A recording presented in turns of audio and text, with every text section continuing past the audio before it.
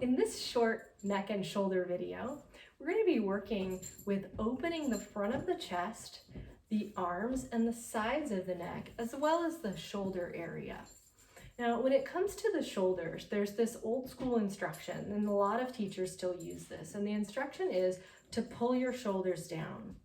In my experience, this is actually something that often makes more pain in the neck, shoulders, and arms than less, especially if your shoulders tend to be slightly rounded forward like mine are versus back and open. So what happens is here at the top of the neck, this big muscle, it's called the trapezius muscle. It's the one we always wish somebody would rub.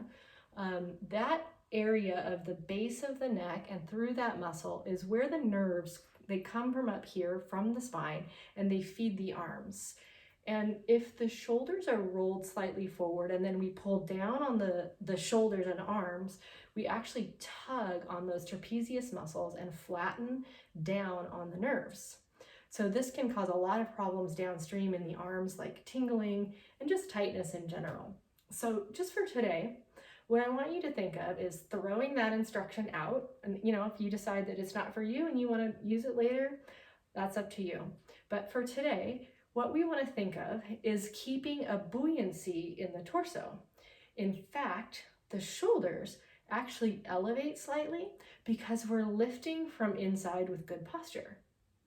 This is very different than just pulling the shoulders up by the ears. We're not really going for that look at all. We want to keep the shoulders relaxed, but lift from within and hold ourselves up from bigger, stronger muscles. So in line with that, we'll be working on opening the front of the chest to help get the shoulders back and have some of that lightness in the shoulders. We'll start with doing a little bit of stretch on the neck and down into the arms. So to begin, you're going to tip your head over to the left. That's my right. I'm mirroring you, so we'll look like we're doing the same thing even though I'm opposite of you. With your head to the side, try not to look down. Keep your head and your gaze forward, just tipped over to the side. Then you're going to turn your right palm forward and you're going to reach out and slightly up. How far up is up to you, but we're probably going to stop like not much higher than the shoulder. So instead of pulling down, reach out as if someone had a hold of your wrist and they were just gently pulling one direction while you were leaning the other direction. You might start to get the sensation of burning, or that's really the connective tissue, that sense of stretching through the arm and hand and neck. And we're going to start to move that hand around. The whole arm can participate in this. It can be flexing and extending at the wrist. It can be internal and external rotation. You could even use your left hand to just add a little weight to this lateral bend at the neck. If you find a really good spot, just pause there, let the stretch happen. You're going to release your top hand if it's there. When you bring your head back up, you're going to turn your right hand, thumb down, palm backwards, and then you're going to bend your elbow and bring your hand to the small of your back. It might even be your pelvis. So I'm going to turn around so you can see that. And it looks something like this. So we're not trying to get up the back. We're trying to be in a comfortable place. If you were to go deeper, it would be to go across your back, like so, not up your back. Now that you have your hand tucked there, you can press the back of your hand into whatever part of your body it's touching, and then take that right elbow and push it slightly back. Push the shoulder back, but lift the chest. Don't pull the shoulders down. Just keep a little bit of lightness inside and let your body acclimate to this sensation.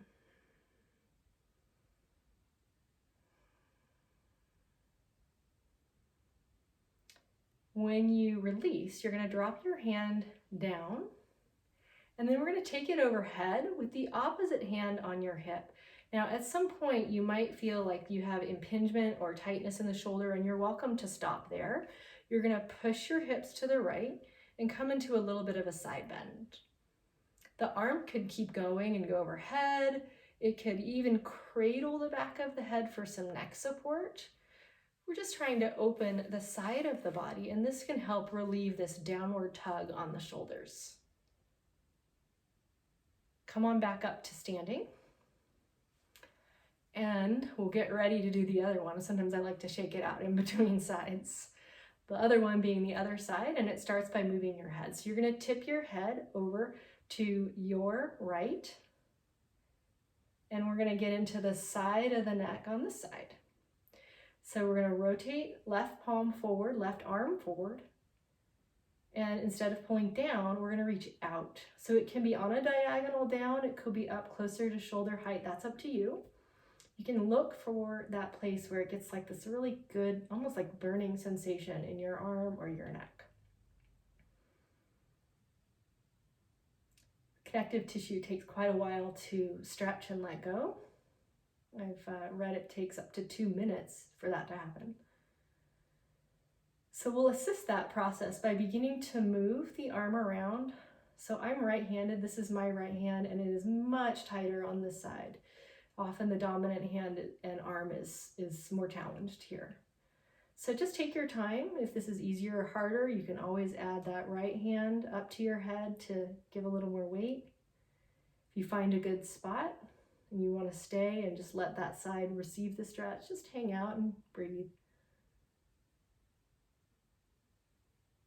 I could stay here all day because the side is so tight. But we're going to release out of this one, dropping the hand off the head if it's up there. Bring the head back to neutral, and then turn the thumb down on that left hand and bring the back of your hand against your hips, low back, wherever it can reach without too much pain. As you breathe in, you're going to picture like a buoyancy in the chest. Excuse me. We're trying to create a lightness here versus the heaviness of pulling down. What you can do is roll back. So you're pushing your elbow towards the back, not your own back, but behind you, and allowing that front of the shoulder or wherever in your arm it stretches to receive that. If things open and let go and you want to go deeper, you would move your hand behind your back, almost like you were reaching out over to the side, versus bringing your hand up towards your head.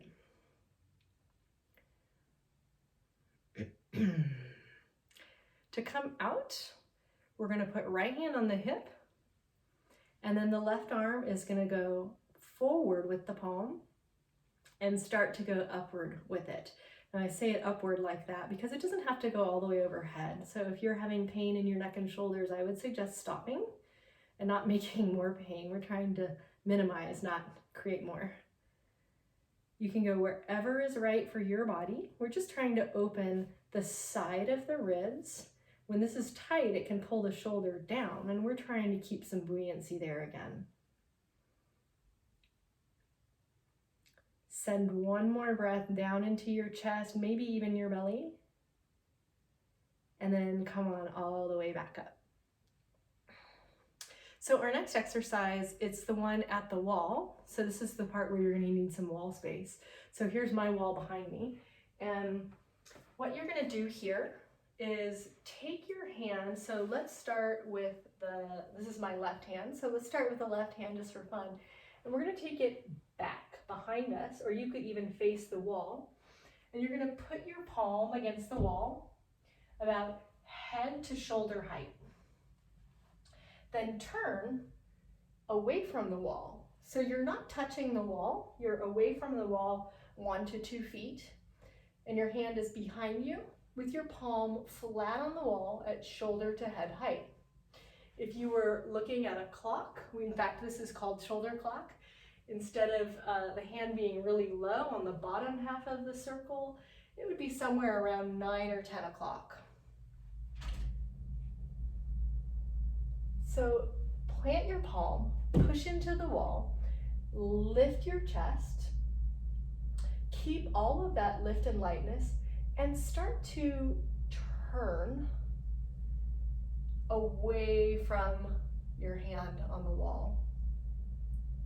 You can turn your feet, you can turn your hips, you can turn your belly. Straighten your elbow, spread your fingers, lean your throat and your head back, and gaze slightly up. Let's take 2 more breaths right here.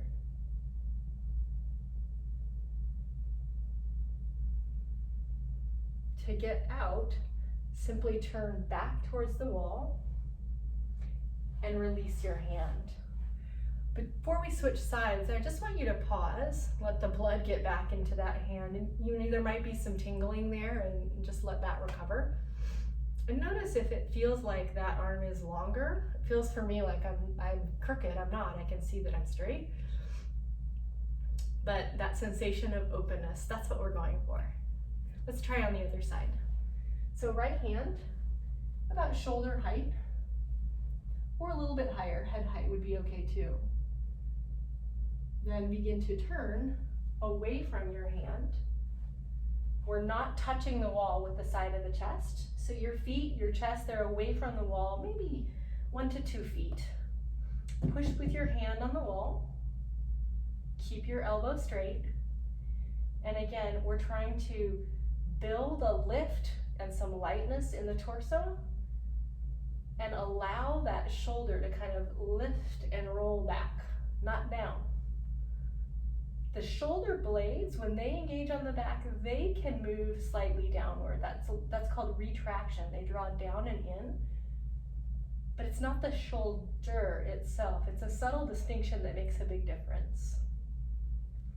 If you haven't already started to turn a bit more away from the wall, you're welcome to do that. And maybe just take 1 more breath up into the chest, letting that right arm get the open sensation that the other arm got. Turn back towards the wall and drop your hand down. And see if your arms feel like they're a little bit closer in length than they were before. Now we're gonna do one last thing in this video, and it's simply a breath practice. So we're gonna take 1 hand to the chest and 1 hand to the belly. These since our hands are so sensitive, they can feel so much, we're using them to get extra information about what happens when we breathe. So feel for just a moment as you take the next few breaths. What's moving when you inhale? Is it the hand that's on your belly getting pushed forward? What about your chest? Is that moving at all?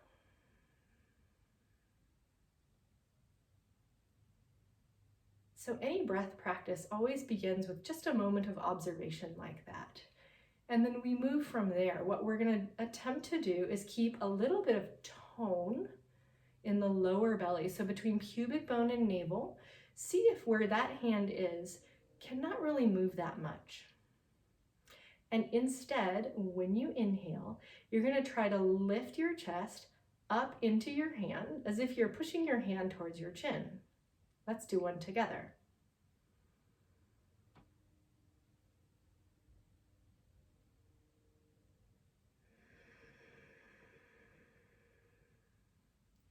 If you were to look at this from the side, I'm going to give you a better view real quick. What you'd want to see is not that the belly is moving forward and backward when you breathe in, but that the chest is rising. So let's see if I can do it. The lower belly stays toned and the chest lifts up.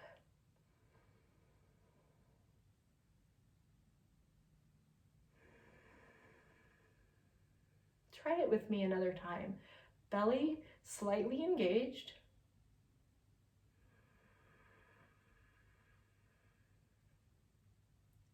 Chest lifts. So from the front, the chest rises and falls.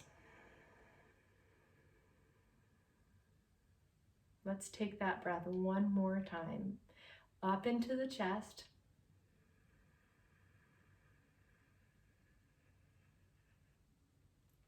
and out.